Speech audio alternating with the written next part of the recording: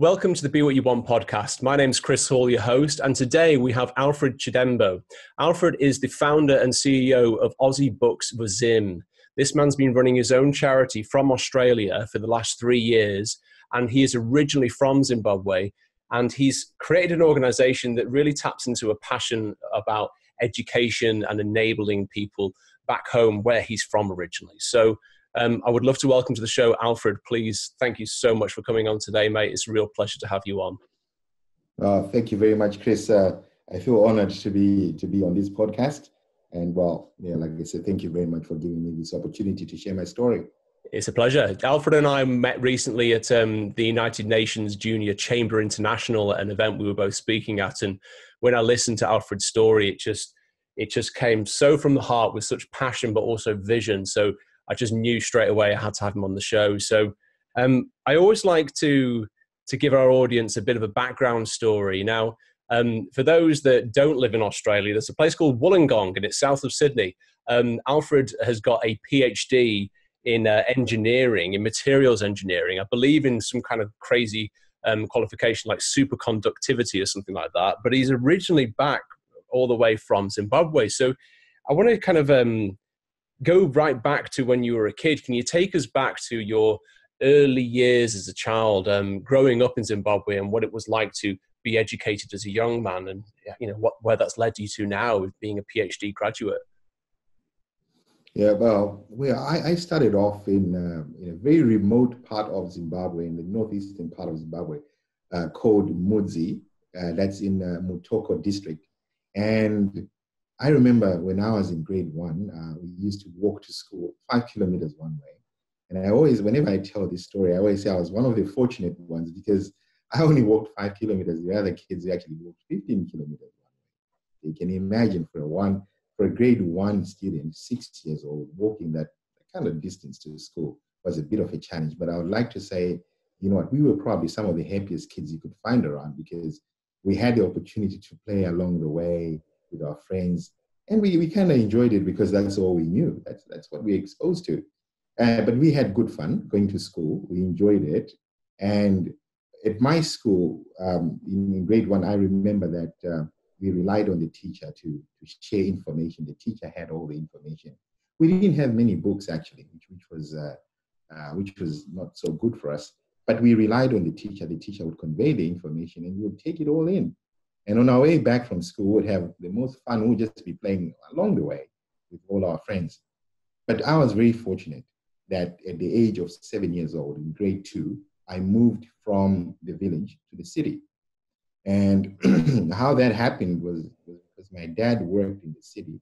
And he felt that at that age, we needed to move from the village to the city so that we could get better education. And when I got to the city, I couldn't read as well as the other kids, and I had to catch up. And my dad, decided that I should go to the library every single day, and he would give me 50 cents just to go to the library every day and be able to borrow books. And I just went crazy. I read as much as I could because I knew, where I was coming from, I had not had the exposure that the other kids in the city had, and I had to catch up. So I developed a love for reading, and I read as much as I could just to catch up. By the time I got to year 7, which was grade 7 then, you couldn't tell the difference between this village boy and the ones who had grown up in the city. But I was very fortunate. There are some who did not have that exposure. And because of that, their lives, if I look at their lives and how they turned out, I realized that if they had been given the same opportunity that had been given, maybe their lives could have been different. So by the time I got to grade 7, like I said earlier on, you couldn't tell the difference. The high school for me was amazing. I just loved being in high school. And by the time I finished high school, I had the opportunity to go to university, and that just opened up a whole world for me. So that's my journey from primary school all the way up to high school. So Alfred, when we first met, I believe that you told me when you were still in the village that when you were learning to write your name, it was literally writing it in the sand. Is that correct? Can you tell us about that as well? Yeah, well, you just need to have been to my village, Chris, for you to see, the lack of development that we had at that time. Um, we would just write in the sand because there was a system called hot sitting. Sometimes you would actually have, you would be in the classroom. Sometimes you wouldn't be in the classroom, depending on the day. So when you're outside, you just write in the sand, and you just write your name, learn how to write words, and then you correct yourself or the teacher helps you, but that was it. Sometimes we would have books, and you'd write in the books. There were instances where you would be writing in the books, but when you're outside and you just you make use of what you have, and that's what we used to do. But things have changed now, which is great. You see that people have access to books, and but at that time it was not that easy. Wow. I mean, it's very humbling because these things, of course, in the West, we take for granted just as a given thing. That's very, very humbling to hear that. But having then moved, across to Australia, you go do your PhD. Can you tell us about how you got started with this idea and this personal mission to start sending books back to Zimbabwe to help in the educational effort?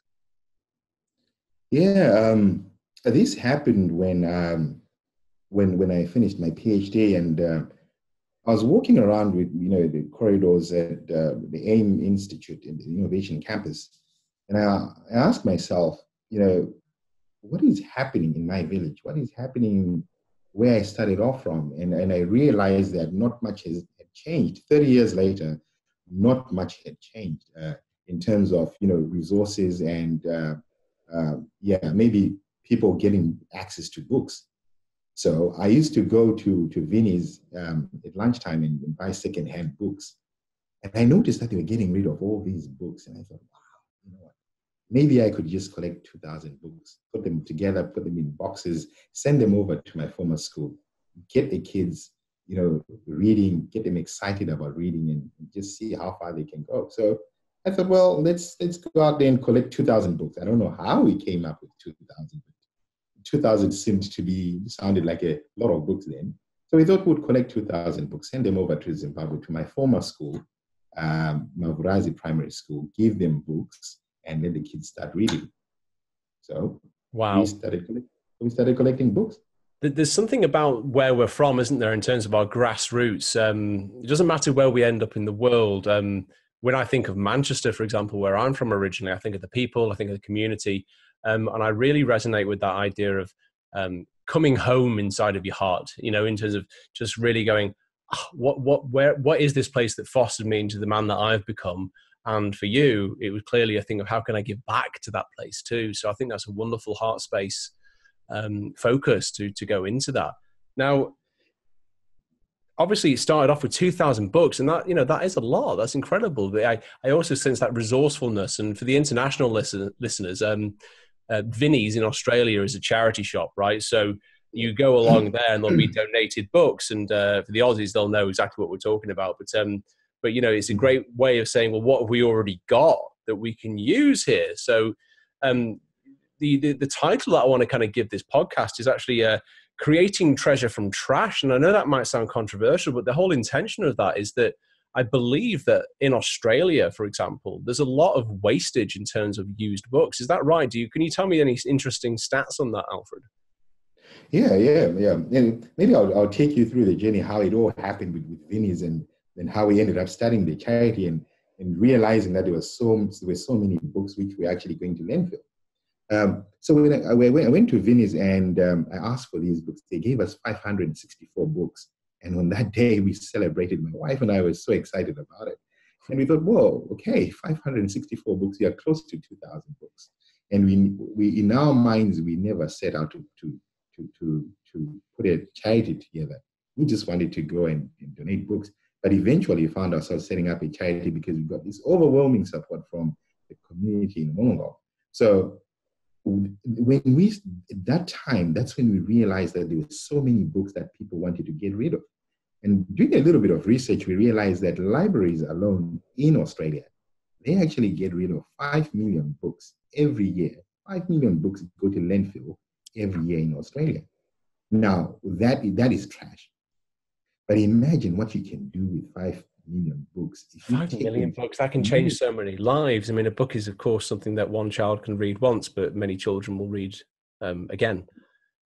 Yeah, well, a book is a gift that keeps giving, Chris. You give the person a book, they can read it over and over again. They can share it with somebody. You can have 20, 30 people, 100 people read one book and get so much information out of it. Now imagine if you have 5 million books, 5 million books that go to landfill every year. And just take 2,000. Take 2,000, you can change a whole community.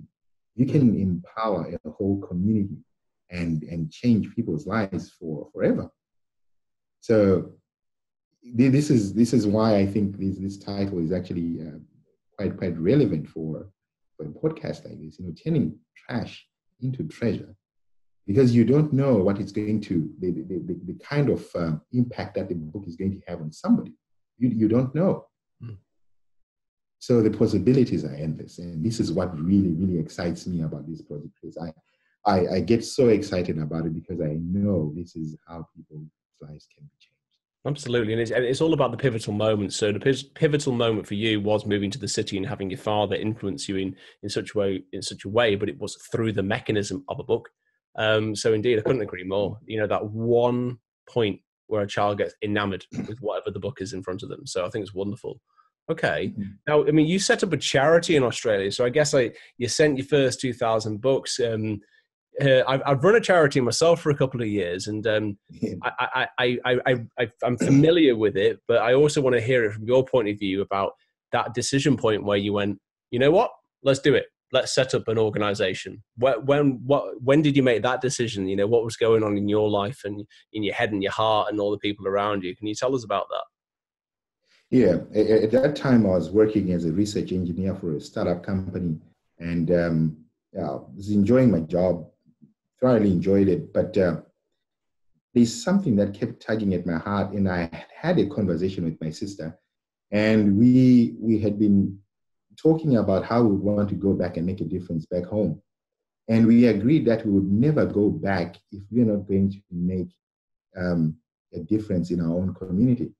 So we started brainstorming and talking about what is it that we would want to do, something that would make an impact, a long-lasting impact, instead of just giving people money, but something that they can treasure, that's something that can change their lives. And at that time, I think that's when I discovered that not much was happening in my own village in terms of having a library. So when we started collecting books, we had set out to collect only 2,000 books. Then we got such an overwhelming response. We had 10,000 books in 2 months. Then we thought, whoa, 10,000 books. What are we going to do with all these books in our little apartment? So my wife just went online. She said, we need to register a charity. We need to do some fundraising activities around this and make sure that we send these 10,000 books to Zimbabwe. Now, we thought we were going to do just one library, and we thought, well, how about we donate these to about 4 or 5 other schools within the area? So we found ourselves with this problem, lots of books in our apartment, but we didn't know how we were going to move them. So we decided to register a charity. My wife did all the paperwork, and within a few weeks, we had a charity registered. Wow. We had no idea, Chris, how we were going to do it. No idea. We just jumped into it, found ourselves running a charity, founder and co-founder, lots of books in our apartment with a 6-month-old baby, and we just didn't know how we were going to do it. Oh, brilliant. I love that.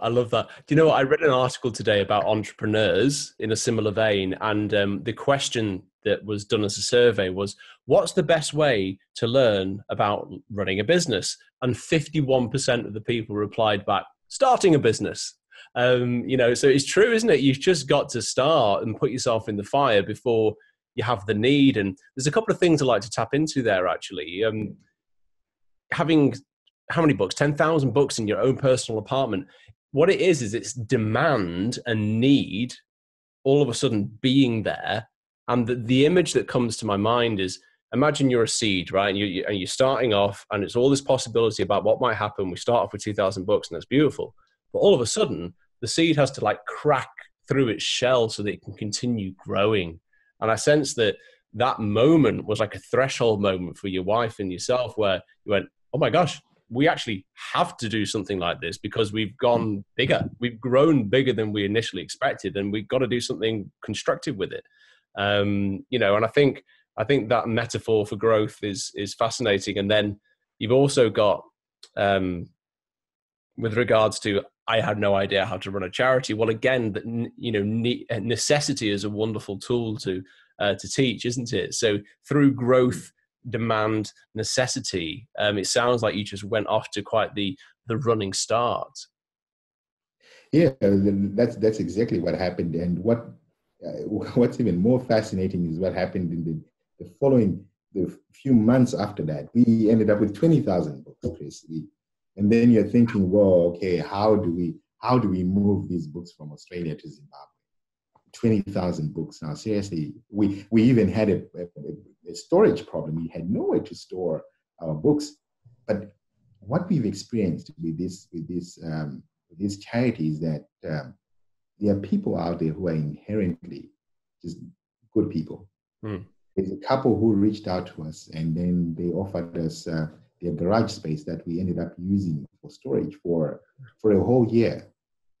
And I think it's because we just jumped into this, and they also resonated with the cause, and they just gave us this free space, and it was amazing. And it humbles you. You realize that there are people out there who are just inherently good, and they just want to help. And we were really grateful for such people. So we ended up with 20,000 books. Then by the end of the year, we had 30,000 books. And then we're like, well, okay, how do we do this? Then we started planning, you know, how we were going to do container libraries.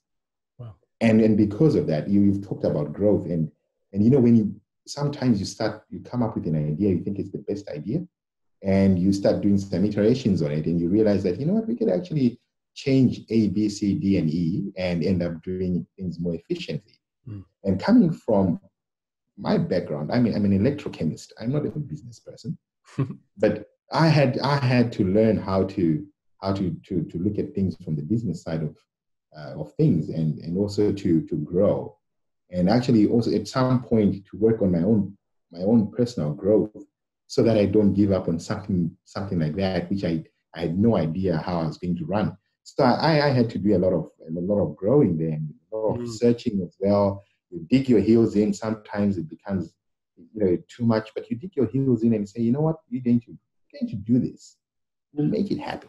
I want to ask, actually, whilst we're tapping into that, what has been your biggest personal challenge whilst founding Aussie Books for Zim, and how did you overcome it? The biggest challenge has been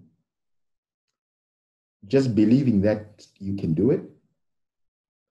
That has been the biggest challenge, because there are times when it gets really tough and you think, you know what, I'm just going to give up on this. I think I've given up on this project a million times, and I've come back to it and said, there's no way I'm going to leave this whole thing hanging. I have to come back and do the work that I need to do. But it's dealing with self, motivating yourself to keep going. And I think that has been the biggest challenge, because at some point, it's you realize that it's just your struggle, and sometimes you feel very alone. You feel lost in it. You start asking a lot of questions. And one of the biggest challenges for me has been moving away from my my work. Actually, I don't want to call it my work, because I have a different way of looking at it. From my job as an electrochemist, having done a PhD in all of this, I've put that all on hold aside, just to focus on running the charity with no salary. We don't get a salary for this. Right. And that has been a huge challenge for me to say, I've studied for this long, so many years that I've put into studying, but this PhD, I'm putting it on hold to focus on this kind of work. Because I believe that your work is where your passion meets a society's need. Your job is where you get a salary and for you to survive. But I've been very fortunate that I found my work. Most people never really find their work, and I'm very fortunate that I found my work, and it keeps me going, keeps me really excited. but then there's no salary there. So that's a huge challenge. It's huge. It's huge. And as as the founder, I get it. There are so many lonely times where you go, oh my God, is this going to work? Is this going to work? What's going to happen? What does motivate you though? Because there's clearly something that gets you back on your feet again. Every time you go to the dark place, it's kind of you come out of it and you go, nope, it's because I'm committed to this or something. What is it that motivates you? Yeah, well, if you look at this project, Chris, you think, well, this is about books, right? You think, wow, books, 20,000 books, 30,000 books, 60,000 books, yeah. But within this journey, I've realized that it's not about books. It's about life and hope. Yes. It's about life and hope. If you can give life and hope to somebody, yes, just give somebody hope. That's enough. And it's not about you, is it? It's about them. It's not about you. And you get to realize that once you start walking on this journey, it's not about you. It's about other people. When you start thinking about other people and how you can empower them, how you can give them life. And when I talk about life, what I'm saying here is, I look at my village, when we went back to donate books, the DA gave a speech, the district administrator, he gave a speech, and he was pleading with the parents that do not let these kids get married at the age of 15, age of 14. Right. Now imagine if a girl does not transition from primary school to high school, just because they don't have the books, they don't have the literacy, they have not been empowered, and they have a kid by the age they are 15, what hope do they have in life? What hope do they have? If I have the means to do it, if I can give them a book, if I can give them an opportunity to dream beyond the confines of their village, to see beyond that, if I can empower one, just one kid to be able to transition from primary school to high school, I'm telling you, I'll be a happy man. If I can do that for 10, I'll be a very happy man. If I can do it for 1 million kids, that's even better. Exactly. I love it. I love it. It's very grounding. So when we connect with that deep why of what we're doing, then that's a very grounding place, and it also gives you a compass inside of one to know the direction that you need to go in. So that's fantastic. That's fantastic. Oh, and it doesn't take much. Let me just take all this trash, put it in a shipping container, take it over there to Zimbabwe.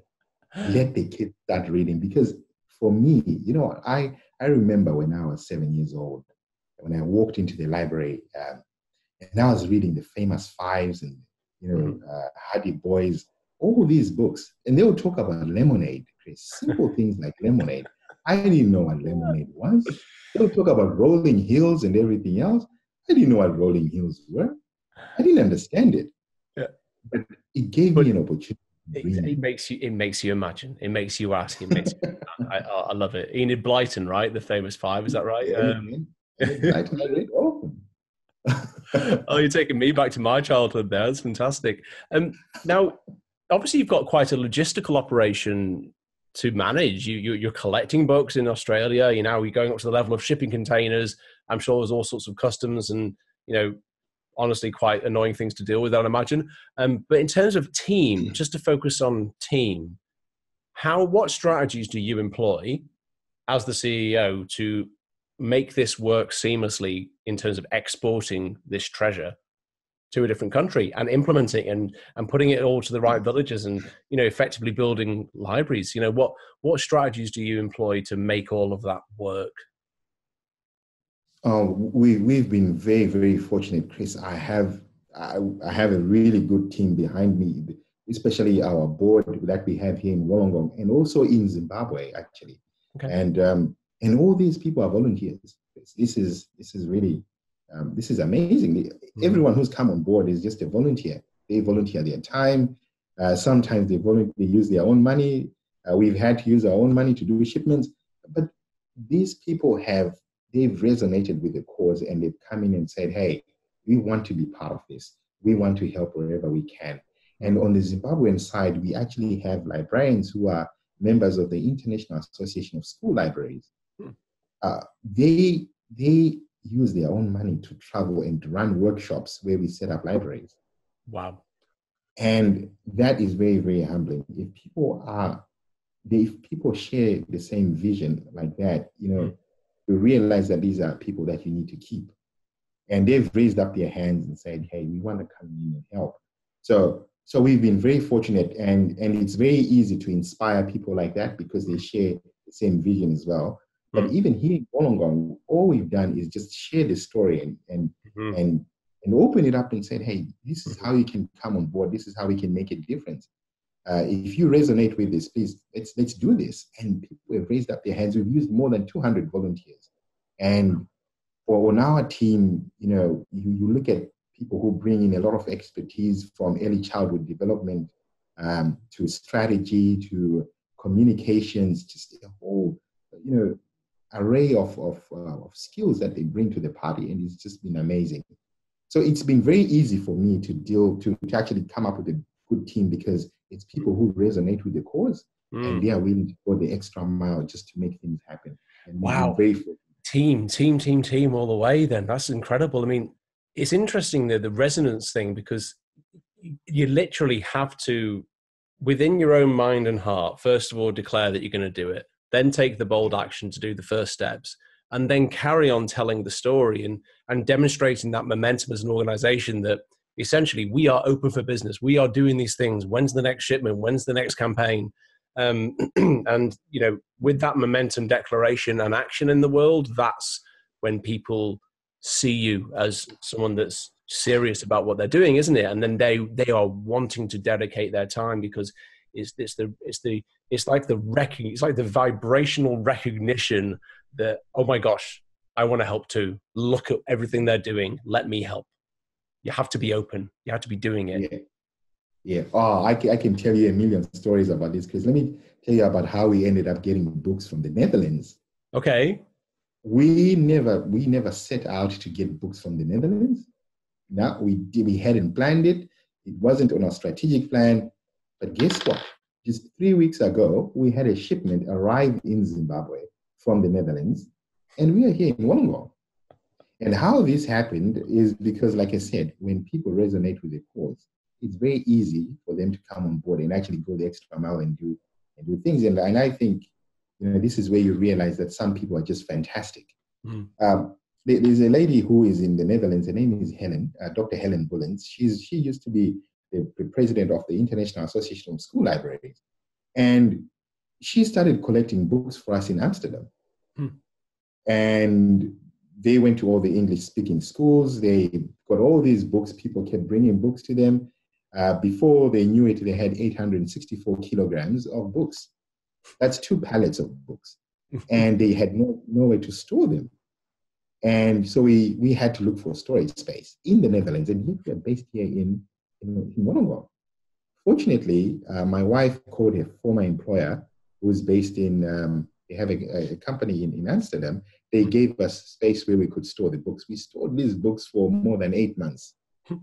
And after that, they just said, hey, we'll take care of the logistics. Now, this is where you see how fantastic some people can be. They came on board. They said, we'll take care of all the logistics. We'll put them on a ship, send them over to Zimbabwe, and we'll take care of all the costs. Wow. And they did.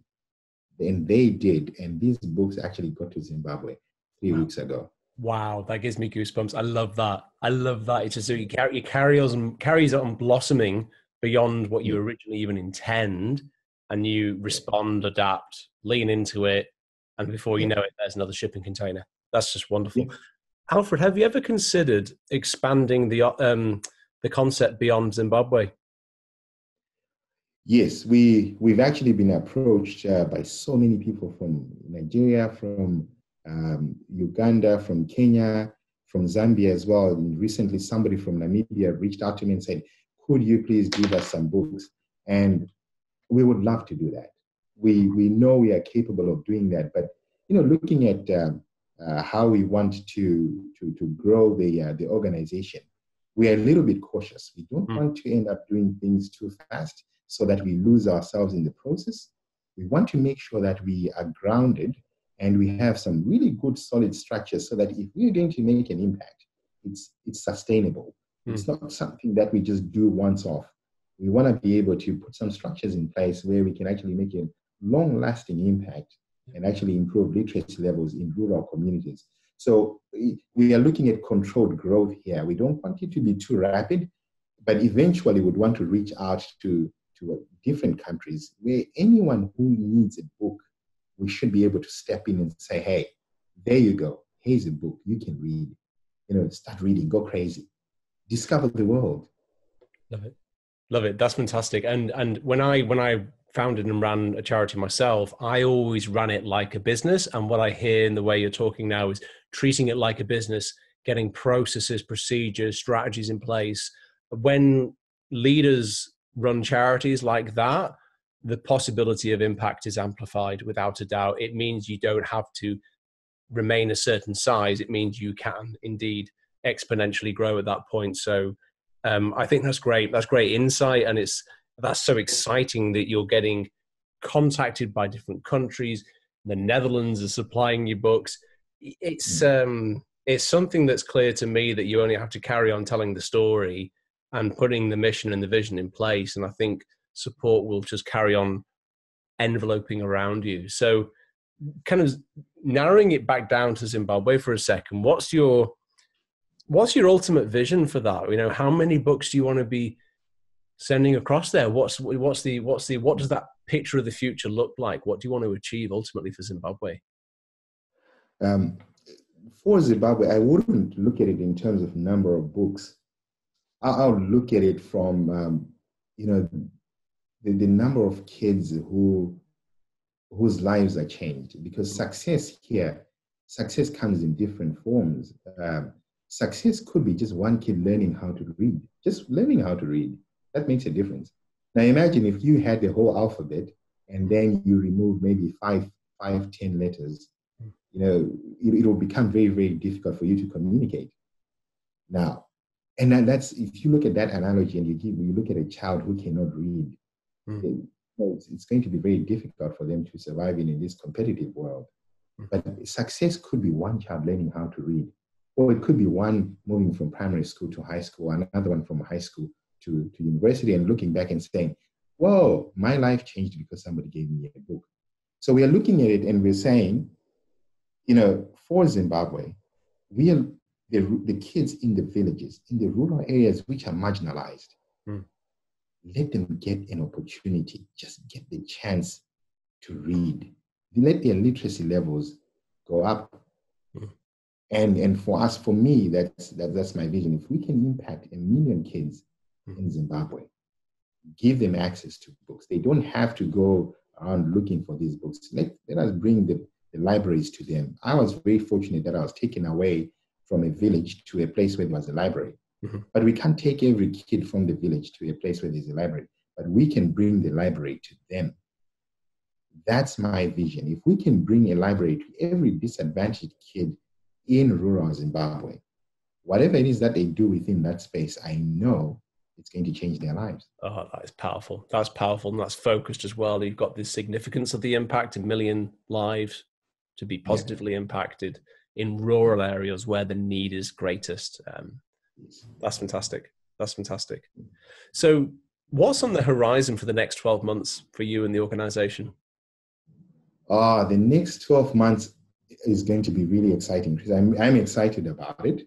And I'll be sharing this vision with my team as well, and everyone else who's willing to listen, because we've collected so many books. At the moment, we have 2 shipping containers. We're doing a crowdfunding campaign just so that we send these books over to Zimbabwe by the end of this year, which means next year we will be on the ground in Zimbabwe, literally setting up libraries and learning programs, doing some research within our libraries and seeing the kind of impact that we are making on the ground. And while we're doing that research, we'll come back and we'll also improve. It's going to be a massive learning curve for us. This is what excites me, because we will be in the libraries. We'll be seeing what is happening, watching how the kids are developing, whether the books are being used to the maximum capacity, and encouraging the teachers to just open it up to the communities. And that's our focus for next year, just setting up libraries. If we could set up 20, 30 libraries, that would be great. And with 20, 30 libraries, you can easily impact immediately 6,000 kids to 10,000 kids. Wow. So I'm really excited about that. And I'm hoping that we'll spend so much time in Zimbabwe.